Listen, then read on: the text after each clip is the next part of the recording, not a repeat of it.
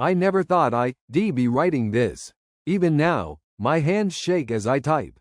I guess I need to put this somewhere. And internet strangers seem safer than friends who knew us as a couple. This is going to be long, so I'll break it into parts. I need to process what happened, how everything fell apart despite me doing everything right. 6 months ago, I was on top of the world. After years of struggling in my career and marriage, I had finally turned things around. My wife Sarah and I had been together for 8 years, married for 5. The early years were passionate but turbulent. We fought constantly, made up intensely, and somehow kept our relationship alive through sheer force of will. Sarah came from a chaotic background. Her father was in and out of her life. Her mother cycled through abusive boyfriends. She was tough, street smart, and fiercely independent. I was drawn to her fire, her unpredictability.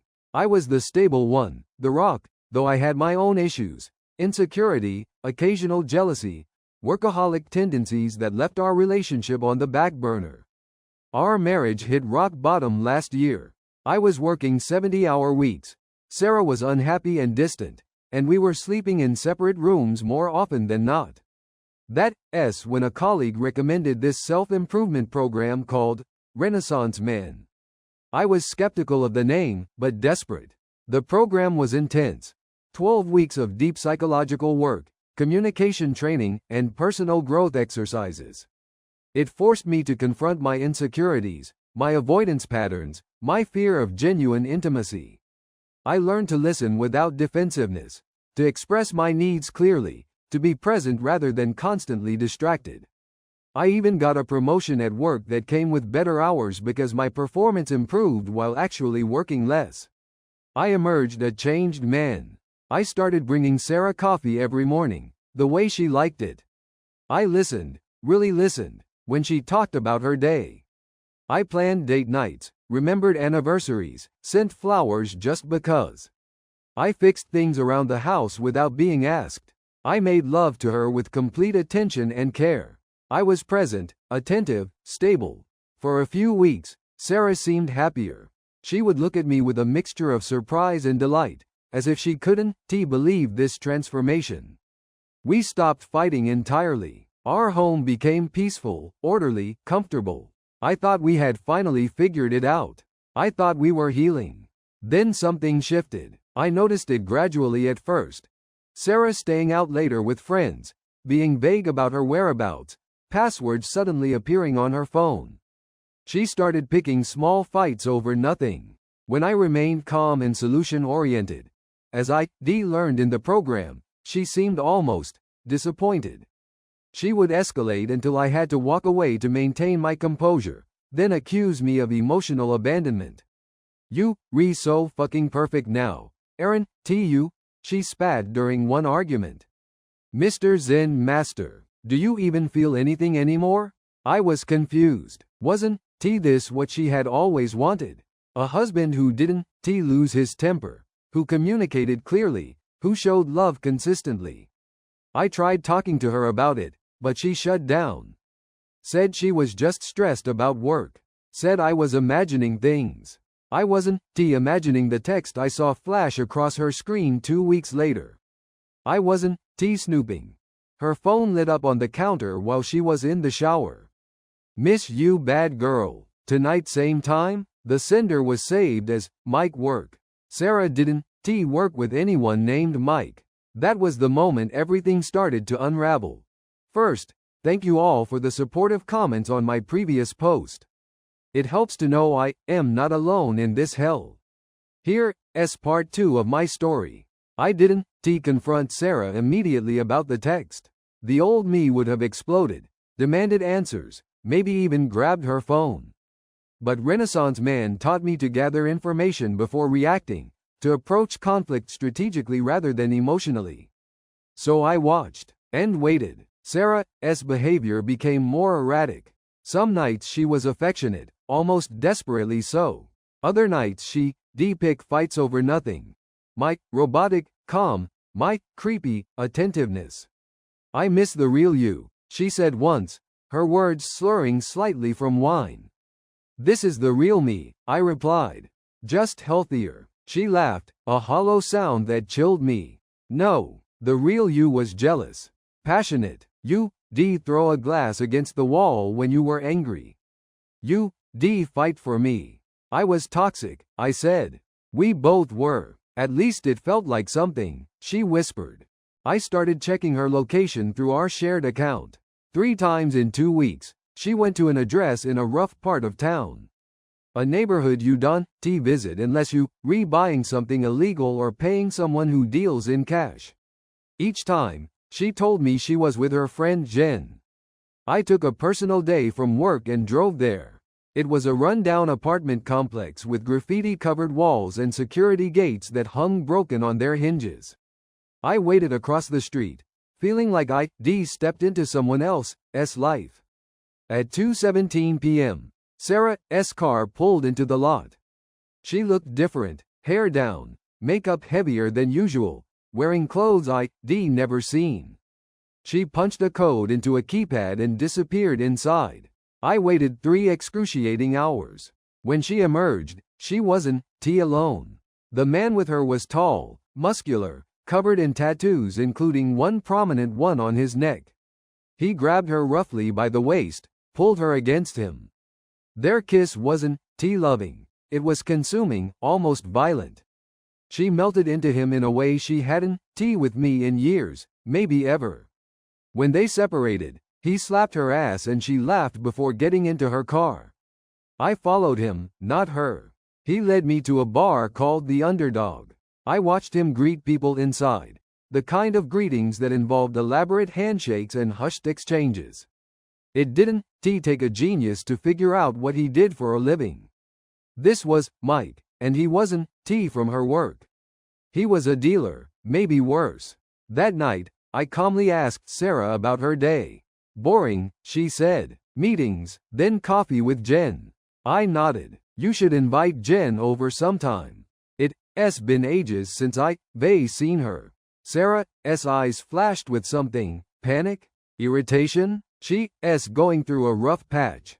Divorce stuff. Not really up for socializing. I let it drop. The next day, I called Jen myself. We weren't close, but I had her number from group gatherings. Jen? It's David, Sarah's husband. Oh, hey, David, everything okay? Yeah, just checking in. Sarah mentioned you going through a tough time. A pause. Did she? That's news to me. Tom and I are great. Just celebrated our anniversary in Maui. My stomach dropped. Must have misunderstood. Sarah said you two had coffee yesterday. Another pause, longer this time. I haven't seen Sarah in weeks. We were supposed to meet up last month, but she canceled. Said she had a migraine. I thanked her and hung up. Then I sat in my home office, staring at the wall for what felt like hours. The man I used to be would have confronted Sarah immediately, packed her bags, maybe even gone after Mike. But Renaissance Man had taught me to process my emotions before acting on them. So I processed the rage, the betrayal, the humiliation, and beneath it all, a terrible confusion. Why? We were better than ever. I was better than ever. That night, I smiled at my wife across the dinner table. I asked about her day. I listened attentively. I helped with the dishes. I kissed her forehead before bed.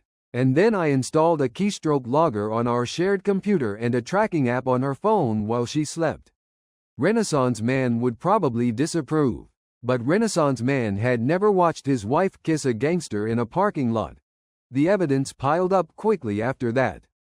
Too quickly, almost as if Sarah wanted to get caught. The tracking app showed regular visits to the Underdog and that apartment complex. The keystroke logger captured messages between them. Explicit, raw exchanges that made me physically ill to read. She called him her escape and her real life. She told him that being with him made her feel alive in ways I never could. That I had become an emotionless robot who suffocated her with perfection. But the most devastating message I found wasn't a love note or a sexual fantasy. It was from Sarah to her sister. I know it's fucked up. Mike is dangerous and probably bad for me. But David is just so good now. It's exhausting. It's like living with a life coach who's constantly trying to improve you. I miss when he was flawed. When we were messy together. This new David makes me feel like I am broken because I can't match his Zen master bullshit. I sat with that for days. The Renaissance program had taught us that we're responsible for our own emotions, that we can control how others respond to our growth. But they never covered what to do when your growth becomes the very thing destroying your marriage. 2 weeks into my surveillance, I followed them again. This time to a motel on the highway. I sat in my car, Renaissance man principles crumbling with each passing minute. 3 hours they were in there. When they emerged, Mike had his arm slung possessively around her shoulder. Sarah looked up at him with an expression I hadn't seen in years, a mixture of fear and adoration. Like she was standing next to a live wire, terrified of getting shocked but unable to step away.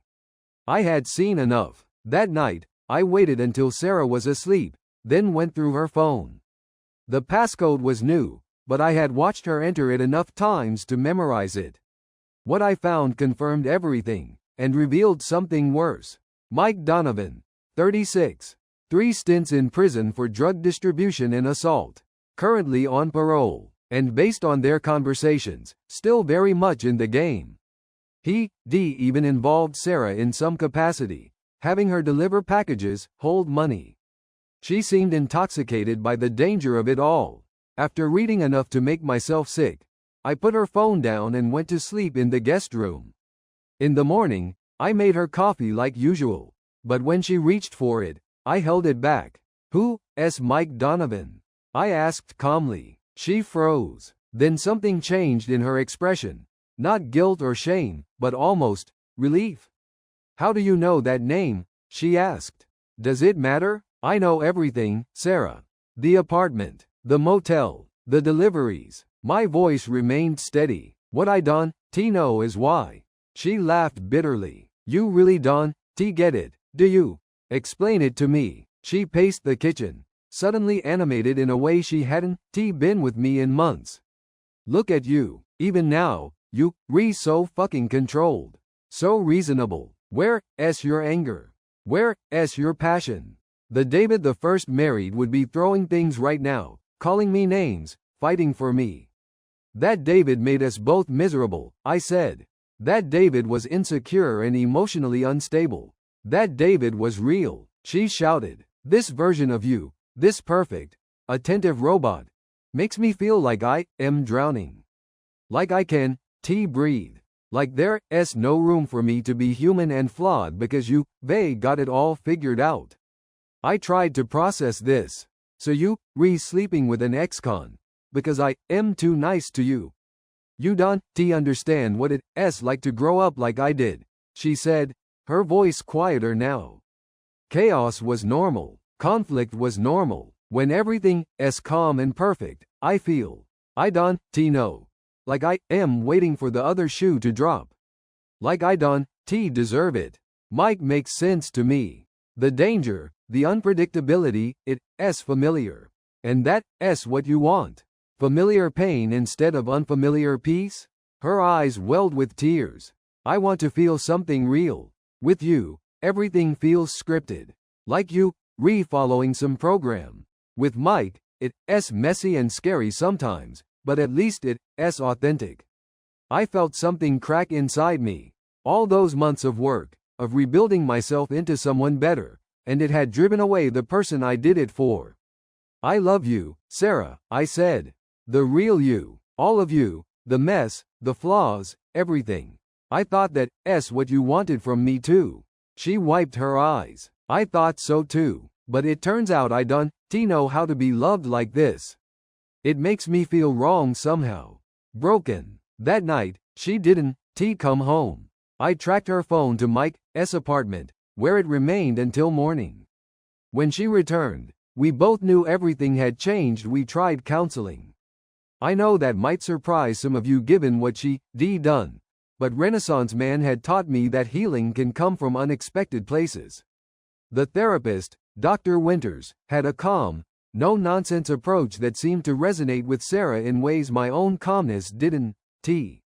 What I am hearing, Dr. Winters said during our third session, is that Sarah experiences David's personal growth as a kind of abandonment. The chaotic dynamic you once shared was your love language, however dysfunctional. When David changed the script, Sarah felt like he was speaking a foreign language. Sarah nodded eagerly. Exactly. It's like. Imagine you've spent your whole life speaking Spanish. Then one day your partner wakes up speaking perfect Japanese and expects you to understand. Not just understand, but appreciate how much better Japanese is. I tried to process this, but I changed because our relationship was toxic. We were hurting each other. Were we? Sarah challenged. Or were we just communicating in the only way we knew how? My dad showed love by fighting for my mom. When they weren't fighting, they were distant. Conflict meant connection in my house. Dr. Winters leaned forward. David, can you see how your transformation, however positive for you, might have felt like rejection to Sarah? I nodded slowly. I think so. But what was I supposed to do? Stay dysfunctional? Of course not, the therapist said. But perhaps the pace of change matters. You transformed overnight, in Sarah's experience. You changed the rules without bringing her along. This made sense, intellectually. But emotionally, I was still struggling with the image of Sarah with Mike. The lies, the betrayal. What about Mike? I finally asked during our fifth session. Where does he fit into this psychology?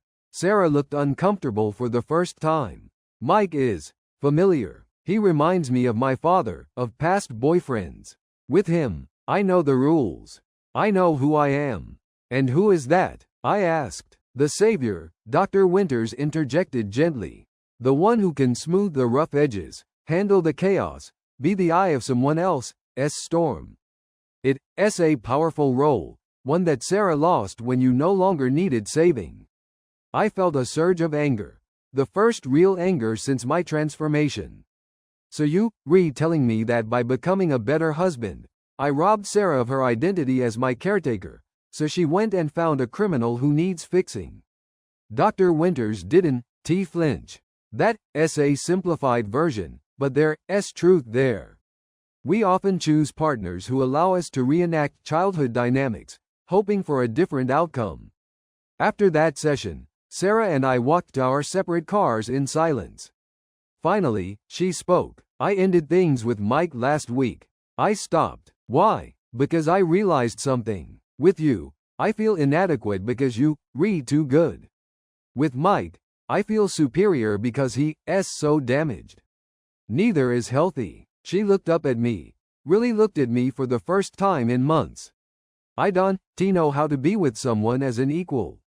I never learned. It should have been a breakthrough. It should have been the moment we started rebuilding. But that night, Sarah's phone buzzed repeatedly. Mike wasn't taking the breakup well. The messages started as pleading, then became threatening. He says he'll come to the house, she told me, voice shaking. He says I owe him. The old David would have been terrified, maybe called the police immediately. The new David felt a strange calm. Let him come, I said. Sarah stared at me. What? Let him come, I repeated. Text him. Tell him to come over tomorrow night at 8. Say I'll be working late. David, you don't understand. Mike is dangerous. He's not stable. I looked at her steadily. Trust me, this ends tomorrow. That night, I made a call to an old friend from college who now worked in law enforcement. Then I went to the safe in my office and took out something I hadn't touched in years. When Sarah saw me cleaning the gun the next morning, her eyes widened. What are you doing? Protecting what's mine, I said simply. For the first time in months, I saw something in her eyes that looked almost like desire. Mike showed up at 7:45 p.m. 15 minutes early, a tactical choice to catch us off guard. But I was ready. I sent Sarah to her sister's house, despite her protests. This wasn't about performing dominance for her, it was about ending a dangerous situation. My law enforcement friend, Ronnie, was parked down the street with two colleagues. They wouldn't intervene unless things escalated, but knowing they were there gave me the confidence to open the door when Mike pounded on it. He was bigger in person, at least 6'2", with arms covered in prison tattoos and that distinctive neck ink ID seen from a distance, a coiled snake. His eyes registered surprise when he saw me, then narrowed dangerously. "Where's Sarah?" he demanded. "Not here," I said calmly. "But I am." "Come in, Mike. Let's talk." He hesitated, clearly thrown off balance by my invitation. He expected fear, maybe confrontation.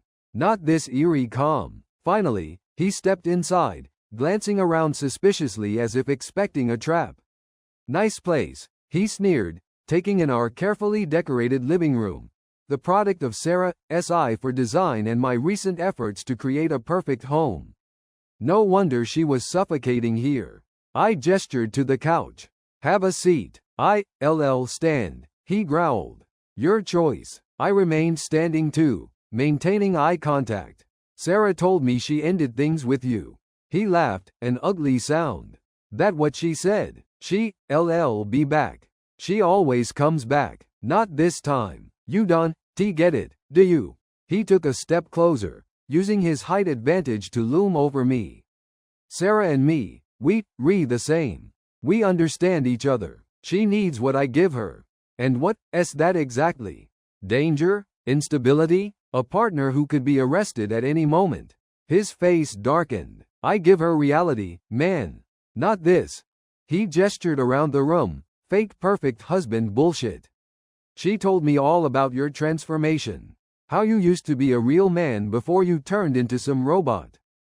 That stung, but I kept my expression neutral. "I know what she told you. I also know about the packages she delivered for you. The money she held. All documented, by the way, and ready to go to your parole officer if you ever contact her again." For the first time, I saw uncertainty cross his face. "You bluffing." I walked to my desk, retrieved a manila envelope, and handed it to him. Inside were photos. Sarah entering known drug spots, meeting with Mike's associates, carrying packages to and from locations. All timestamped, all documented. "Sarah doesn't know I have these," I said evenly. I was gathering evidence for myself, trying to understand what was happening to my marriage. "But they'd be very interesting to law enforcement." He flipped through the photos, his face hardening. "You do that to her? Get her arrested to punish me?" "I never let it come to that," I said. "These stay buried if you disappear from our lives. Completely. No calls, no texts, no accidentally running into her. She exists in a world you never enter again." He threw the envelope down. "Or what? You'll shoot me with that gun you not very good at hiding under your shirt? You don't have the balls." I smiled slightly. "I don't need to. There are 3 cops outside right now, waiting for my signal. One of whom would be very interested in searching your car given your history. Are you clean right now, Mike? Is your car clean?" The blood drained from his face. I knew without asking that he wasn't clean. Men like Mike never are. "This is your one chance to walk away," I continued. "Next time, I want be so generous." For a moment, I thought he might attack me. His hands balled into fists, his body tensed. But self-preservation won out. He backed toward the door. "She'll never be happy with you," he spat. "She needs the storm, not whatever this is." He gestured dismissively at me. "Maybe," I conceded. "But that's between Sarah and me now." After he left, I texted Ronnie to make sure Mike actually drove away. Then I called Sarah to tell her it was safe to come home. When she arrived, her eyes were wide with nervous energy. "What happened? Are you okay? Did he hurt you?" "I am fine," I said. "Mike won't be bothering us again." She searched my face. "What did you do? What needed to be done?" I didn't elaborate further. That night, for the first time in months, we made love. It was passionate, almost desperate. Afterward, Sarah curled against me, crying softly. I thought I needed the chaos, she whispered. I thought I needed the mic-s of the world to feel alive. I stroked her hair, saying nothing. When you changed, she continued, I felt like I wasn't good enough anymore. Like I was still this broken, damaged person while you became this enlightened Buddha. It was easier to be with someone more broken than me. I understood then what had happened, what was still happening. My transformation hadn't created space for hers. I moved forward, expecting her to catch up, without ever extending my hand. But that understanding came too late. 2 days later, I found divorce papers on the kitchen counter when I came home from work. I love you, Sarah said when I confronted her. But I don't know how to be healthy with you. Every time I look at you, I see all my failures. I see how I betrayed the one good thing in my life because I couldn't handle goodness. And now, even if we tried again, I always be the cheater and you always be the saint who forgave me. I wanted to argue, to fight for us, but the truth in her words stopped me. We were trapped in roles now, her the sinner, me the saint. That would poison any future we tried to build. The divorce was finalized 3 months later. Sarah moved to Arizona to be near her sister. Last I heard, she was in therapy, working on herself. Not for me, not for another relationship, but for her. As for me, Renaissance Man taught me that true growth means accepting reality as it is, not as we wish it to be. My marriage is over. The life I planned is gone. But I am still here, still growing. Sometimes I wonder if I could have saved my marriage by being less perfect, by leaving room for Sarah's messiness. By showing her that my transformation didn't mean erasing our shared past or expecting her to change overnight. Perhaps true growth isn't about becoming your best self in isolation, but growing together, however imperfectly. Or maybe some relationships are meant to be catalysts for change, not the final destination. Maybe Sarah and I served our purpose in each other's lives. She pushed me to become better, and my improvement pushed her to finally face her own demons. I don't know. What I do know is that I can't go back to being the man I was before, even if that man might have kept his wife. And strangely, despite everything, I am at peace with that choice. Thank you for watching my story. I made a lot of effort to convey all the psychological nuances of this difficult situation. If you liked it, please support me by liking and subscribing to the channel. Share in the comments what you think about this story. Was there a chance to save this marriage? Does it happen that self-improvement can harm relationships? Maybe you have a similar experience? Also, don't forget to click on the bell to get notified of new videos. I post new stories with deep psychological implications every week. If you have any questions or topics you'd like me to cover in future videos, be sure to write about it in the comments.